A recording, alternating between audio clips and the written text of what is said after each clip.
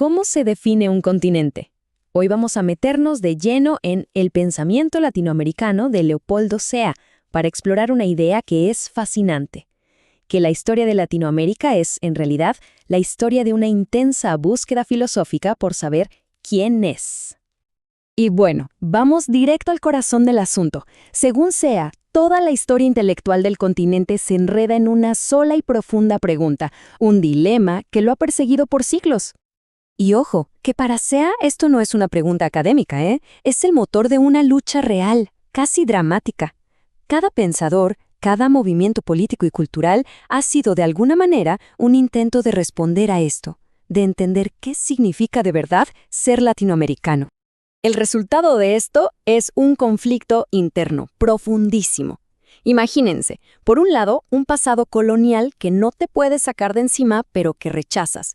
Y por el otro, un futuro moderno, importado de Europa o Estados Unidos, que se ve ideal, pero que nunca termina de encajar. Es como estar suspendido en el tiempo, sin poder ser ni lo que fuiste, ni lo que sueñas ser. Para entender bien este dilema, Sea nos propone un contraste clave. Uno que lo explica casi todo.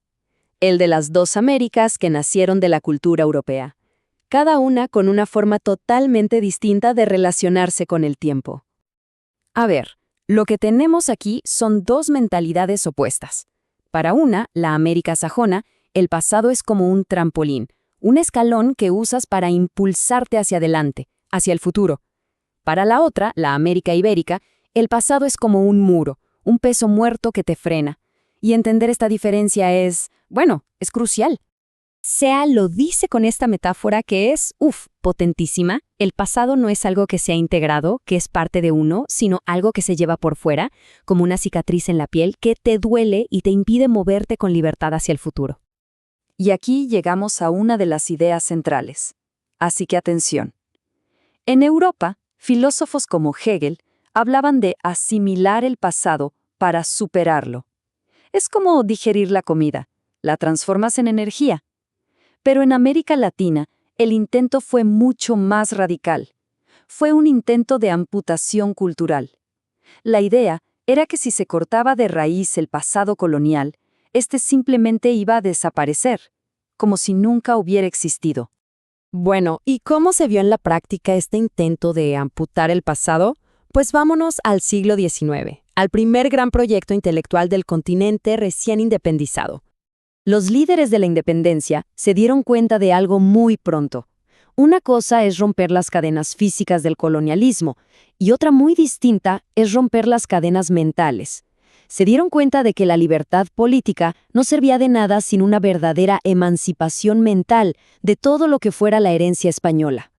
Este famoso grito de guerra del pensador argentino Sarmiento se convirtió en el lema de toda una época y captura perfectamente el sentimiento. No había grises, no había matices, era una cosa o la otra, una lección de vida o muerte. Y fíjense bien, porque esto no era un debate de ideas, era una guerra total. Para ellos no había posibilidad de que estos conceptos convivieran. Uno tenía que ser completamente aniquilado para que el otro pudiera nacer.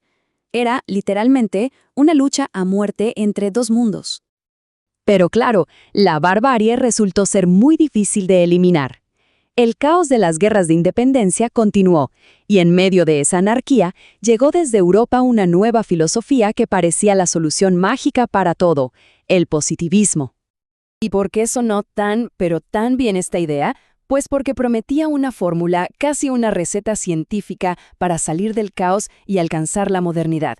La promesa era simple: usemos la ciencia y la razón y por fin construiremos una sociedad estable y próspera. El plan, en teoría, era súper lógico y directo.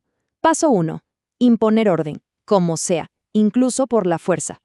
Paso 2. Educar a las élites en ciencia, no en religión o humanidades.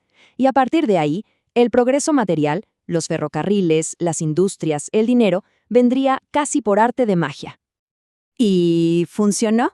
Al menos en la superficie. Se construyeron ferrocarriles, crecieron las exportaciones, pero todo ese progreso tenía un lado oscuro, un precio muy, muy alto que estaba a punto de pasarse a cobrar.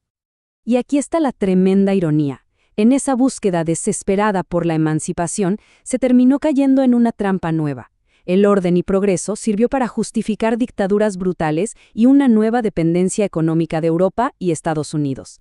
La lección fue durísima. Importar una filosofía y aplicarla a la fuerza no era la respuesta. El fracaso del positivismo fue un golpe de realidad y obligó a un giro de 180 grados. Si copiar los modelos de afuera no funcionaba, entonces, ¿qué quedaba?